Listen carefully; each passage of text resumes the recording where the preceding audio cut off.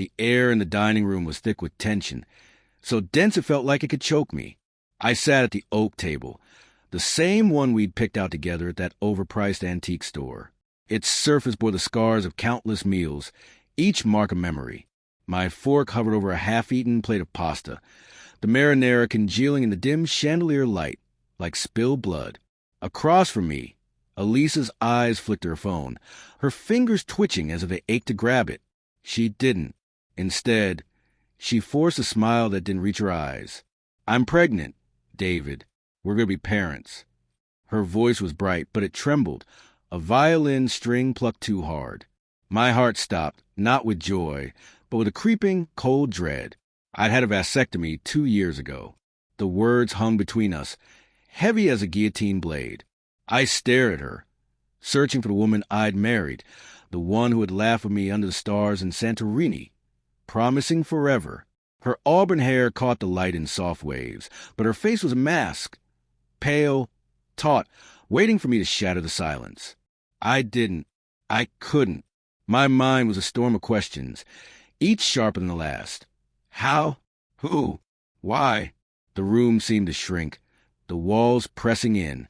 The faint hum of the refrigerator buzzed like a swarm of accusations. "David." Her voice cracked, a plea wrapped in panic.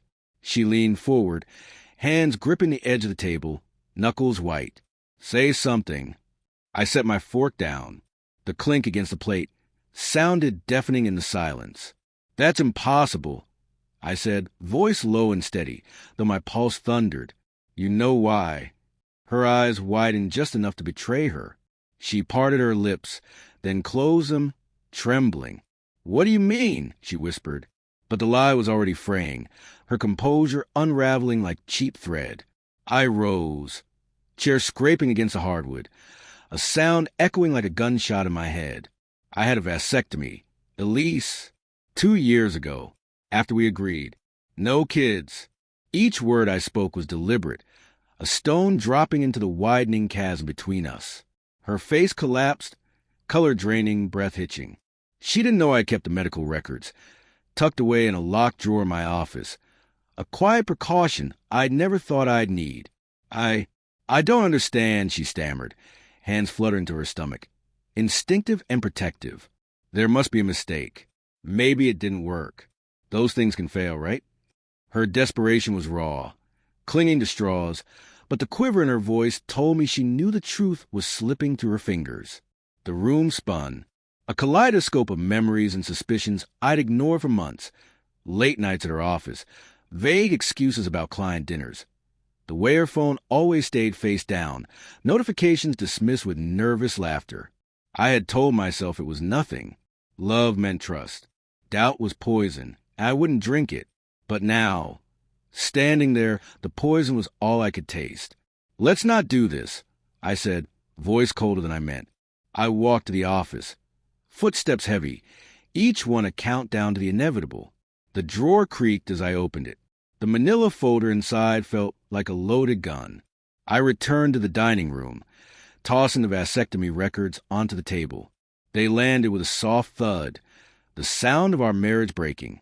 Elise stared at the folder, breath shallow, eyes glistening with unshed tears. "David, please," she whispered. She didn't reach for it.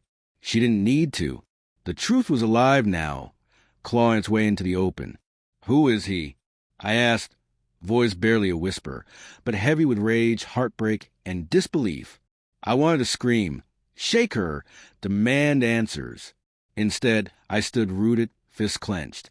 She shook her head, tears streaking her cheeks. "It's not what you think," she said. Hollow words, reflexive. "I love you. I didn't mean for this. Stop." I cut her off, voice sharp enough to make her flinch. "Don't lie to me. Not now." The room was suffocating, thick with her jasmine perfume, the same scent she'd worn on our wedding day. My stomach churned. I wanted to believe her, to cling to the life we had built. But the evidence was undeniable, a knife twisting with every breath. Her sobs broke the silence, raw and ragged, filling the room with a grief I couldn't touch. "It was a mistake," she admitted, voice breaking. "One night, David. One stupid night.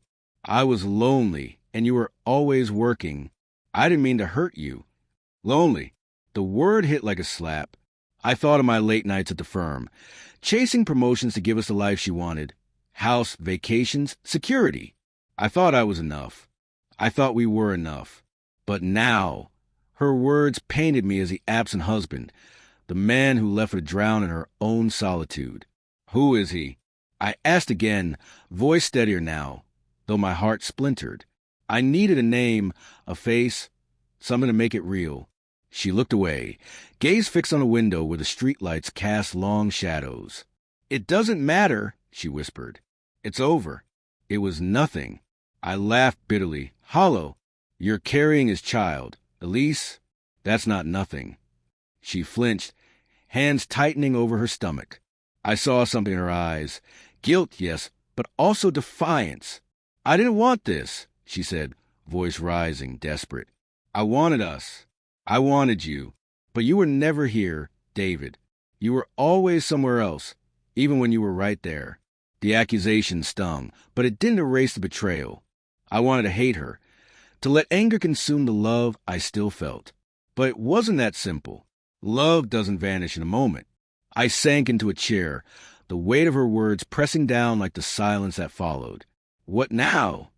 I whispered. I didn't know if I meant to ask her or myself. The future we had planned, kids or no kids, vacations, growing old together, was gone, replaced by a void I couldn't navigate.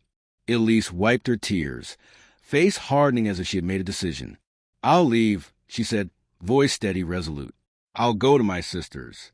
You don't have to see me again. The words should have brought relief. They didn't. They carved a piece of me out, leaving a raw wound. I wanted to stop her, to beg her to stay, to fix this somehow, but I couldn't. Not after this. Not after her. As she stood, her phone buzzed on the table, screen lighting up with the name Mark. My heart lurched. A final twist of the knife. She froze, eyes locked on the phone, then on me. In that moment, I saw the truth she hadn't spoken. Mark, her co-worker. Late-night meetings. Client dinners. It was him. She grabbed her phone and walked out, front door clicking softly behind her, like a gunshot. I sat alone, the vasectomy record staring back at me, a testament to a trust that no longer existed. The house was silent, but the weight of her betrayal lingered, a ghost I would carry forever.